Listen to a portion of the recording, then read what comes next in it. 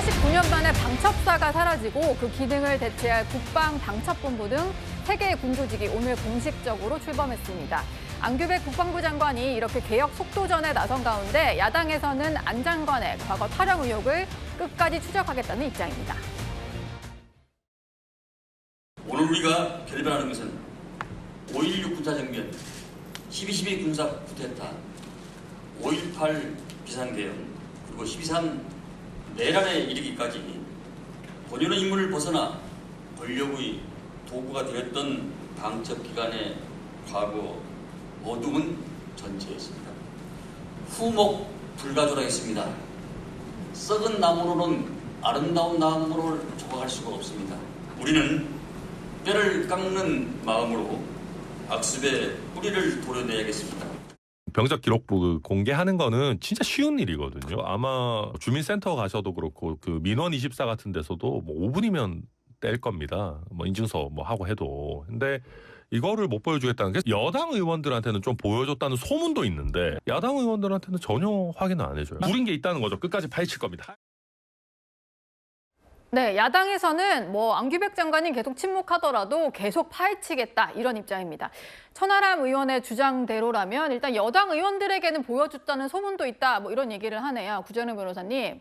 그러니까 뭔가 본인들끼리는 말을 맞추고 우리한테만 감추는 것 같은데 끝까지 파헤치겠다 이런 입장이거든요. 그렇죠. 예. 사실 공개하면은 오해의 소지가 있는 부분이 있다라는 거는 사실 여당 내부에서는 안규백 장관도 지금 얘기를 하고 있거든요. 그러니까 뭔가가 있긴 있다는 거예요. 근데 그게 탈영인지 아닌지 그거에 대해서 명확하게 확인이 안 됐다 뿐이지 분명히 장관으로서의 결격 사유 그런 논란이 벌어질 만한 근거되는 자료가 있다는 것까지는 우리가 들어서 확인한 내용이니까 이 정도 됐으면 공개를 하셔야 되거든요. 그 국방부 장관으로서의 신뢰가 굉장히 추락했고 우리 국민 모두는 군인 가족이거든요. 군인을 실제로 갔다 왔든 남편이든 아들이든 다 군대 갔다 왔는데 예비군이든 민방이든 집에 한 명씩 다 계시니까요. 그럼요. 모두가 다 군대에 관련이 있는 분들이기 때문에 사실 저 이슈에 대해서는 이해관계가 있는 분들입니다. 그런데 저거를 저런 식으로 처리하면은 국민 전체의 신뢰를 배신하는 거거든요.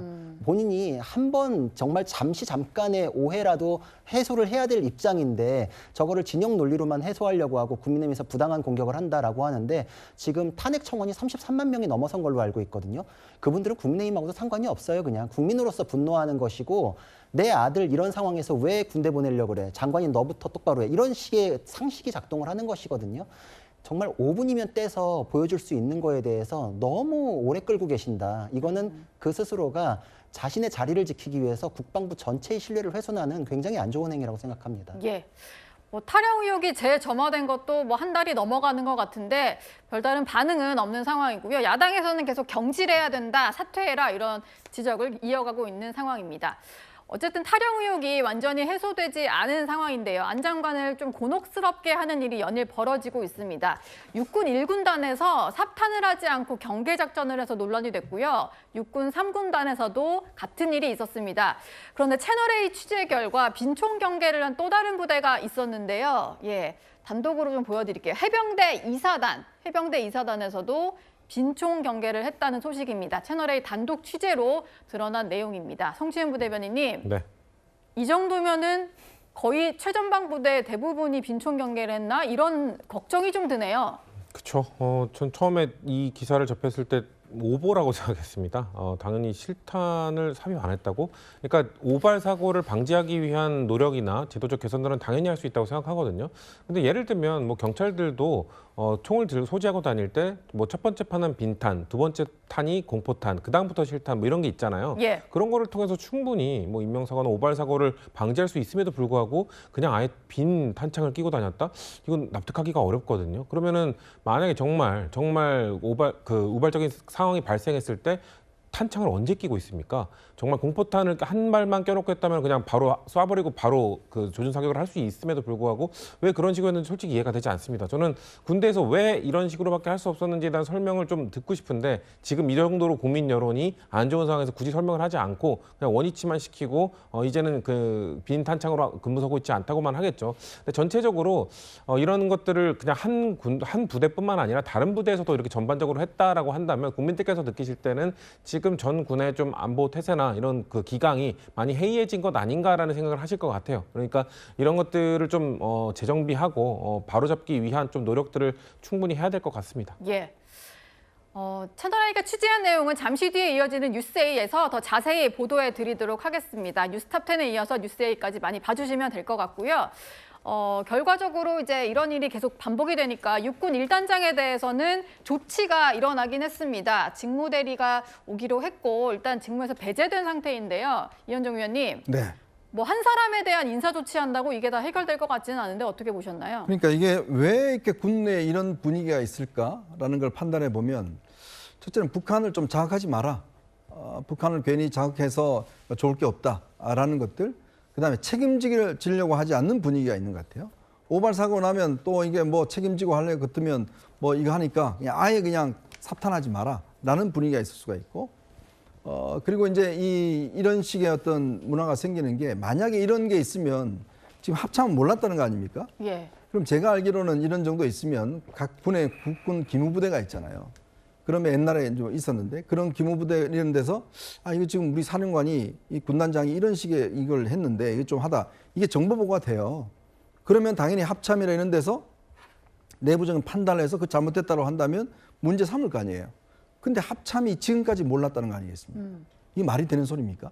아니 지금 벌써 지금 이야기했지만 1군단, 3군단, 해병대 여기까지 지금 전부 다 삽탄 안 했는데 예. 합참은 우리 몰랐는데요? 말이 되는 소리예요? 만약에 북한이 알았다 그러면 어떻게 해야 될까요? 한국군들은 기본적으로 이 총탄도 안 끼워주고 있으니까. 왜냐하면 K6 같은 경우는 1초에 6발이 나갑니다. 그런 상황에서 지금 저쪽에서 싸우는데 야 탄피 어디 있어? 꼽아. 그럼 다 죽는 거예요. 자, 이런 상황을 만들어 놓고도 아무도 이런 상황들에 대해서 상부에 보고도 하지 않고 이런 기무이라든지 군 기강 자체가 내부적으로 전혀 합참에 보고되지 않았다는 거. 저는 이거 생각한다면 지금 무슨 뭐 아까 합참 뭐 방첩부대 만들고 이럴 문제가 아니라 지금 도대체 일선군에서 일어나는 일이 왜 상층부에서 몰랐는지 예. 저는 이 부분에 대한 철저한 규명이 필요하다 봅니다. 네. 국민의힘에서도요, 이 부분을 지적을 하고 있습니다. 지휘 체계 전반에 대한 조사가 필요하다. 이렇게 목소리를 냈습니다.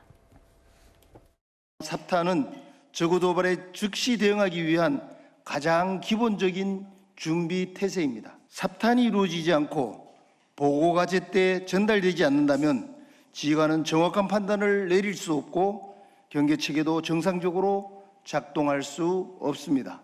이번 사태는 일부 부대의 실수나 행정착오로 치부할 문제가 결코 아닙니다.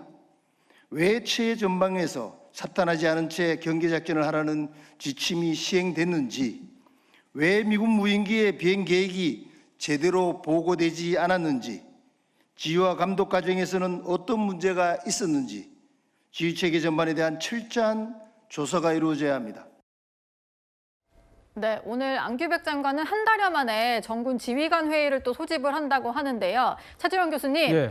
여러 가지 논란들이 많이 벌어진 상황에 또 회의를 소집한다는데 지금 군 내에서 안 장관의 어떤 뭐 위상이 좀 어느 정도일까요? 뭐 말빨이 좀 먹힌다고 봐야 될까요? 상당히 뭐 나름대로 그러니까 곤혹스러운 처지로 지금 내몰리고 있는 것이 아닐까라는 생각이 듭니다. 사실 안규백 장관 같은 경우는 64년 만에 탄생한 문민 장관이거든요. 예. 그렇기 때문에 상당한 기대감을 갖고 시작을 했는데 본인의 지금 국무이탈 혐의가 지금 가시지 않는 상황에서 영이 서지 않는다는 뭐 그 여러 가지 의혹들이 제기되고 있는 상황에서 이런 문제가 발생했잖아요. 그리고 또 특히 1군단 같은 경우는 대한민국의 그러니까 지금 그러니까 방어에 최고로 중요한 지역이거든요. 서부전선을 담당하고 있고, 그리고 또 하나는 이번에 지금 1군단장이 직무에서 배제가 됐는데요. 1군단장이 지금 직무 배제된 군단장이 우리나라 군 역사상 최초로 비육사 출신의 군단장입니다. 예. 그 정도로 상당히 그러니까 이 지금 안규백 장관이 인사했던 사람이 결과적으로는 지금 인사에서 잘못이 된 것처럼 상황이 그렇게 기결되는 모습이잖아요. 네. 그렇기 때문에 안규백 장관 입장에서는 상당히 곤혹스러운 처지인데 문제는 이겁니다. 본인과 둘러싼 가장 큰 문제가 바로 국무이탈 혐의에 관한 의혹이기 때문에 이걸 해소하지 않는 이상 본인의 위상을 확인하기가 쉽지 않을 거라는 생각이 듭니다. 예.